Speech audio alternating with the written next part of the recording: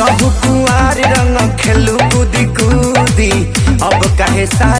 होली पर खेसारी लाल के गानों ने मचाया धमाल, यूट्यूब पर कर रहे ट्रेंड। नंबर 1 पर पवन सिंह रह गए पीछे। बताएंगे मित्रों पूरी खबर। इससे पहले आप हमारे चैनल को सब्सक्राइब, वीडियो को लाइक शेयर कर दीजिएगा।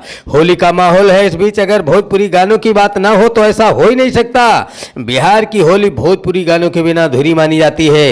वहीं अगर खेसारी लाल यादव की बात करें तो उनके गाने यूट्यूब पर नंबर 1 पर ट्रेंड कर रहे हैं। दूसरी ओर पवन सिंह के गाने फिलहाल खेसारी के गानों से पीछे होते दिख रहे हैं। इन दोनों के बीच की लड़ाई से तो आप लोग वाकिफ है ही, लेकिन अब इनके बीच का तकरार होली के गानों में भी दिखाई पड़ रहा है। सभी फैंस का ध्यान भी इन्हीं दोनों की ओर है। नंबर 1 पर हमारे बड़े पति खेसारी लाल यादव का गाना पवन सिंह के गाने से आगे चल रहा है, या पवन सिंह के प्रशंसकों के लिए बुरी खबर है। खेसारी लाल के गानों की संख्या अधिक है। यूट्यूब पर खेसारी के 4 गाने नंबर 1 पर ट्रेंड कर रहे हैं।